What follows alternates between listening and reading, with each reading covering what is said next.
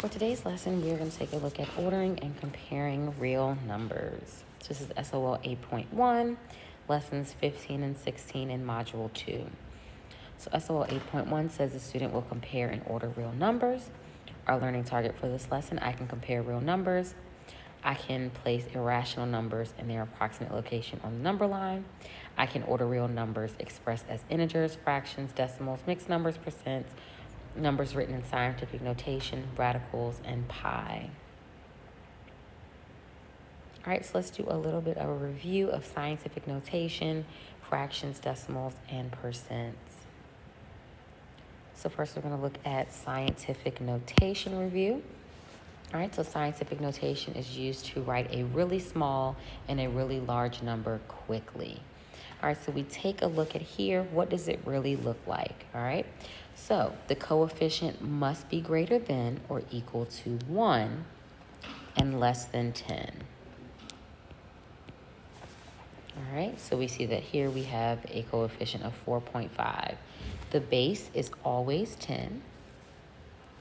The exponent shows the number of decimal places that the decimal needs to be moved, all right? So if it's positive, you're going to move to the right. And if it's negative, you're going to move to the left. All right, so if we take a look at this example here, it says scientific notation to standard form. All right, so here we have 4.35 times 10 to the 2. So that tells me I'm moving my decimal 2 places to the right. So I'm just going to 1, 2. So that gives me 435. Using the same coefficient of 4.35 or 4 and 35 hundredths. Now I have a negative exponent of -2, which means I'm moving the decimal 2 places to the left. And remember, we use 0 as placeholders, so we have 0.0435. All right, so we have 435 10,000ths. All right, now we're going to look at going standard form into scientific notation. All right, so remember when we look at whole numbers, I'm going to move that comma out of the way. Our decimal is here. All right, so we're going to move it because remember your coefficient has to be greater than or equal to 1 and less than 10. So we have to put that decimal in between 4 and 3, so that's 4.3. We had to move the decimal 1, 2, 3, 4 times 10 to the 4. All right. Here we're doing the exact same thing. Again, your coefficient has to be greater than or equal to 1 but less than 10. So we're going to move it 1. So we have 4.32 times 10 to the -1. All right. Now let's move on to our fractions, decimals, and percents. So we did this in the previous lesson, just a little review of how to go from decimals to percents and working with fractions as well. So looking here, decimal to percent, we're just going to move the decimal 2 places to the right, and that gives us 48%. We can also divide by 100 in the calculator. Percent to a fraction, we know that all percents are out of 100, so we have 97 over 100. Percent to a decimal, again, we can divide it by 100, or again, we can move it 2 decimal places, and we get 0.97. Fraction to a decimal, all right? So you can go ahead and use your calculator. 3 divided by 4, we know 3/4 is 0.75. Decimal to a fraction, again, we see that this is 6 hundredths. So we're going to put 6 over 100, which reduces to 3 over 50. And then fraction to percent, we know that 3/4 is 0.75. And all of our fractions, our percents are out of 100, so we're going to multiply by 100 and get 75%. All right. So now we're going to look at comparing. All right, so we're going to look at greater than, less than, or equal to when it comes to comparing real numbers. All right, so looking at the first example or the first question, it said Rodney thinks that The negative square root of 25 is greater than negative 5.4, but Sam thinks that 5.4 is greater. Who is correct? All right, so let's take a look at this. We know that the negative square root from our square roots units, the negative square root of 25 is negative 5, all right? And then we also have the number of negative 5.4. So remember, the closer a number is to 0 on the negative side, the bigger the number is, all right? So looking here, we know that negative 5 is going to be greater than negative 5.4 because negative 5 is closer to 0 on the number line. So Rodney is going to be correct, and we can simply say Rodney is correct because negative 5 is greater than negative 5.4. All right, the next one said which number is less. So we have the square root of 196 or 20. All right, so we know the square root of 196 is 14. So looking here, which one's less? We know that 14 is less than 20. So here we know that 96, square root of 196 is less than 20. All right, number 3, which number is less? We have 14.5 repeating, or the square root of 196. So again, 196, the square root is 13. And then we have 4.5 repeating. All right, so looking here, we know that 13 is less than 14 anyways, but we have 4.5 repeating. So we know that 13 is going to be less than 4.5. And we can think about this on our number line. All right, so now I want you to work on numbers 4 and number 5. All right, tell me which number is less for number 4, but for number 5, which one's going to be greater? All right, so let's go ahead and take a look at it together. So we know that the negative square root of 49 is going to be negative 7. And we know that the negative square root of 16 is going to be negative 4. Again, thinking back to your number line, the closer a number is to 0 on the negative side, the bigger the number is. So we know that negative 7 is going to be less than negative 4 because negative 4 is closer on the number line, closer to 0 on the number line. And then we have 5/11ths or 0.4 repeating. So we know that if we were to change 5/11ths to a decimal, which we just simply in the calculator do 5 divided by 11, that is going to give me 0.45 repeating. And then we know that 0.4 repeating is the other. So now we have to look at which one is greater. So we're looking at 0.45 repeating or 0.4 repeating. And we know that, I'm going to erase this, that 0.45 repeating is greater. All right, so let's take a look at the next example. All right, so now this one it's asking, place each of the following numbers in its approximate location on the number line. All right, so remember approximating roots. Some of them are perfect squares, some of them are not. So first, I'm going to go ahead and make my number line based on the fact of I see the square root of 25 here, which is 5, and the square root of 36, which is 6. I know my number line is going to be between 5 and 6. So I'm going to go ahead and draw my number line. We're going to put 6 here.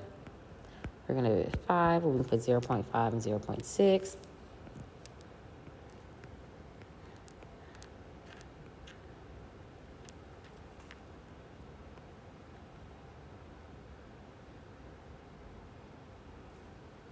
All right.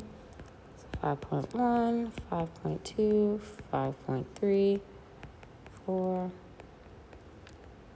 6, 5.7, 5.8, 5.9. All right, so we know that the square root of 25 is going to go here, and the square root of 36 is going to be here.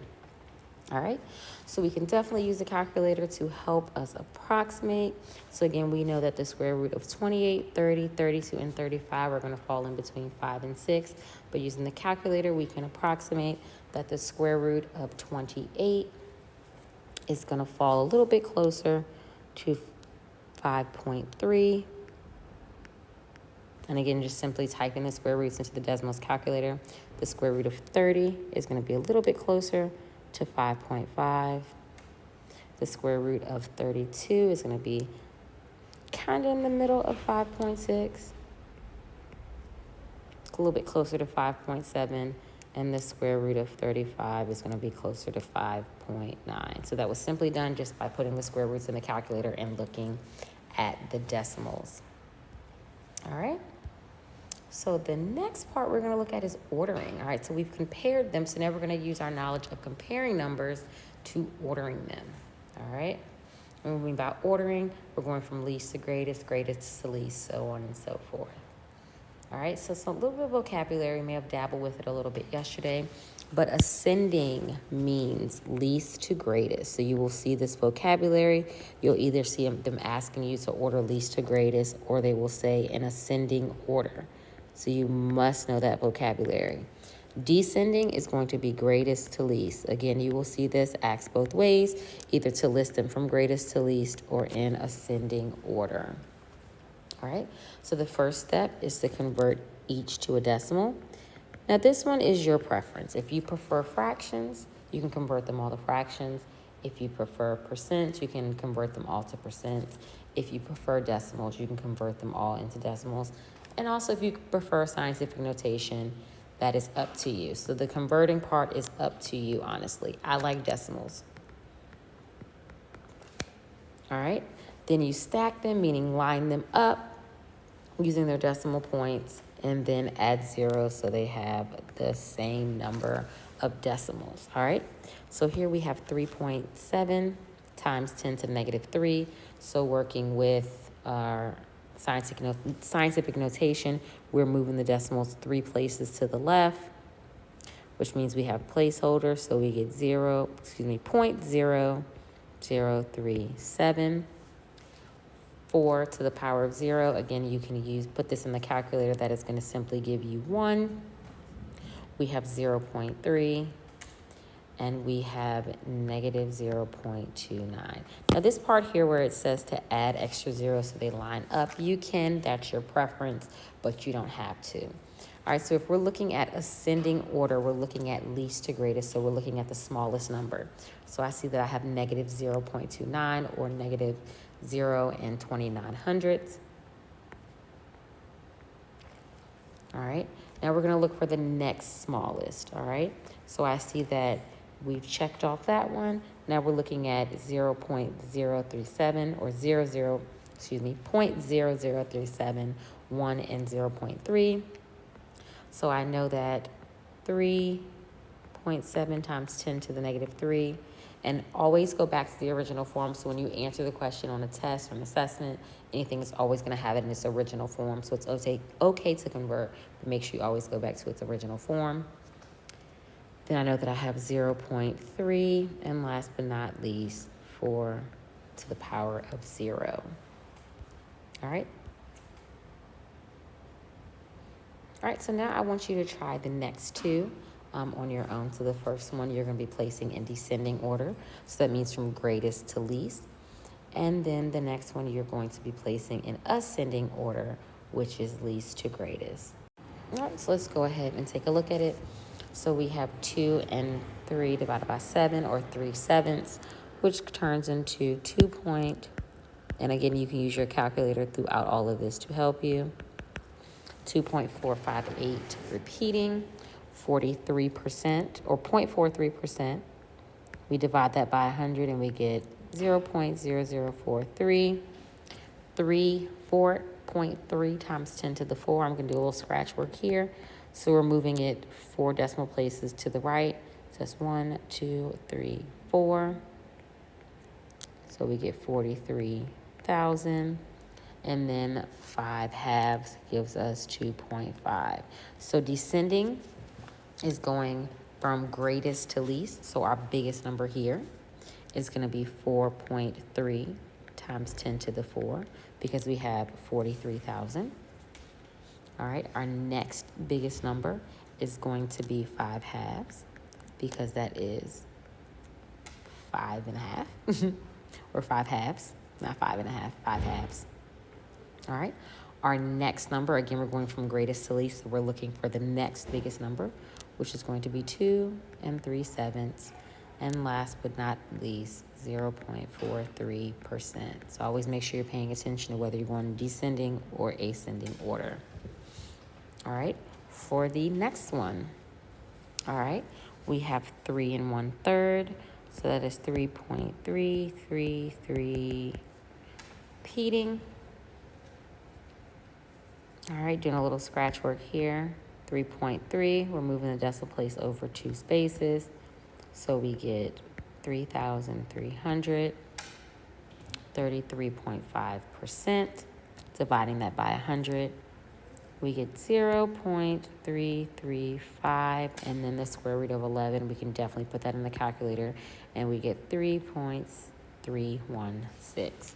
All right, so ascending order, we are going from least to greatest. So the smallest number that we have here is 33.5%.